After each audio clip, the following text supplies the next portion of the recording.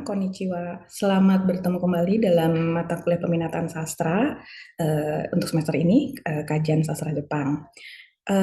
Kajian sastra Jepang itu adalah mata kuliah yang membahas karya sastra, tapi sudah melakukan dengan pendekatan-pendekatan yang spesifik. Jadi ini berbeda dengan mata kuliah apresiasi kesusastraan Jepang yang sebelumnya. Kalau di mata kuliah apresiasi itu kalian baru mengenal beberapa genre karya sastra Jepang dari mulai tangka sampai dengan novel ya kemarin ya.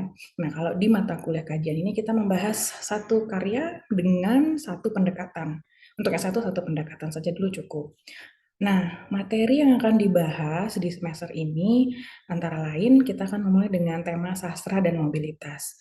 Kenapa saya pilihkan sastra dan mobilitas adalah sebenarnya di dalam tema sastra dan mobilitas itu ada identitas ya, ada perubahan identitas atau dinamika dari kesusastraan Jepang itu sendiri.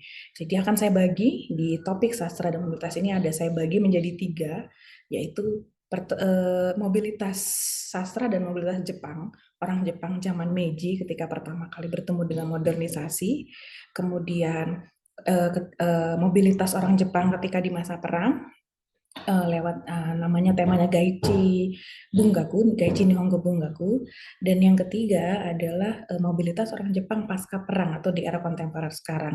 Dari situ ada berapa hal bisa kita lihat. Itu pertama, konstruksi identitas orang Jepang. Bagaimana orang Jepang melihat dirinya sendiri terhadap orang lain.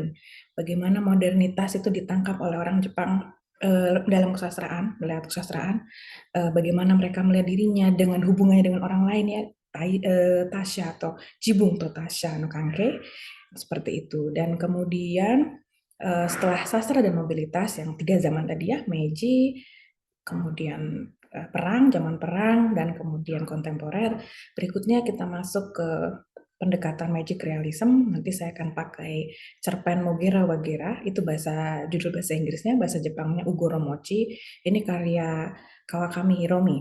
Jadi magic realism mungkin kalau dari katanya magic itu ya bersifat fantasi, tapi realism terlihat real. Nanti seperti apa nanti akan kita bahas. Ini materi sebelum UTS. Setelah magic realism dan sastra dan mobilitas kita UTS. Nanti setelah UTS tidak hanya karya sastra yang bersifat prosa, saya akan mengeksplor lagi karya sastra yang bersifat sinema dan anime. Setelah UTS yang akan dibahas adalah sastra digital, karena sekarang sudah lagi sedang tren ya, sastra itu sudah berkembang ke arah digitalisasi. Jadi yang akan dibahas misalnya adalah light novel atau bagaimana novel-novel di dalam game ya, bagaimana novel dalam game, narasi-narasi dalam game, kemudian seperti Twitter ya, puisi di Twitter orang di Jepang tuh booming kan kayak Taishosetsu dan sebagainya. Kita akan membahas sastra yang bentuknya tidak lagi seperti sastra modern yang biasanya ya, jadi sudah dalam bentuk digital atau cyber.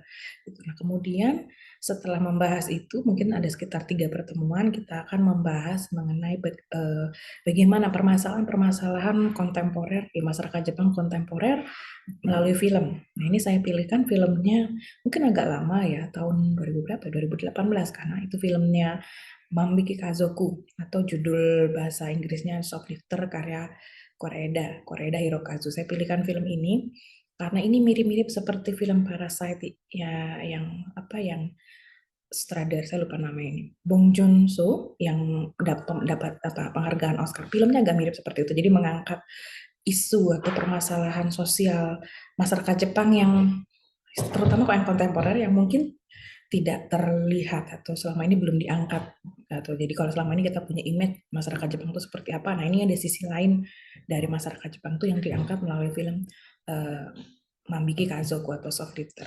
Terakhir, materi kita di semester ini adalah saya akan memanfaatkan anime untuk pembelajaran bagaimana sastra pasca bencana atau post disaster literatur, kalau bahasa Jepangnya Shinsai Go Bungaku. Nah, Shinsai Go Bungaku ini adalah genre baru dalam kesusastraan Jepang setelah 2000 tsunami 2011 ya.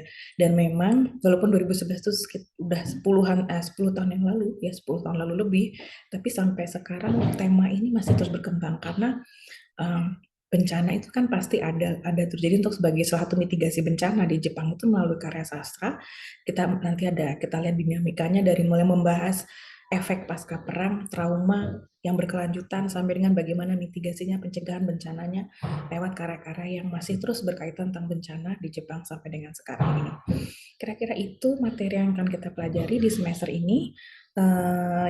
Saya harapkan kalian excited ya, karena ini materi-materi yang sangat kejepangan sekali, yang ketika berbicara tentang sastra Jepang itu memang benar, ini adalah sastraan yang hanya Jepang yang punya, seperti Shinsai Go Bungaku itu hanya Jepang yang punya, atau sastra mobilitas Ido Bungaku itu juga Tokucho-nya Jepang, karena itu tiga faktor zaman itu adalah yang paling menandai bagaimana Jepang sekarang, seperti itu. Jadi untuk video ini hanya untuk membahas awal saja. Nanti di video-video berikutnya materi tentang materi-materi yang akan dibahas di dalam semester ini akan dijabarkan dalam video-video berikutnya. Sekian, terima kasih.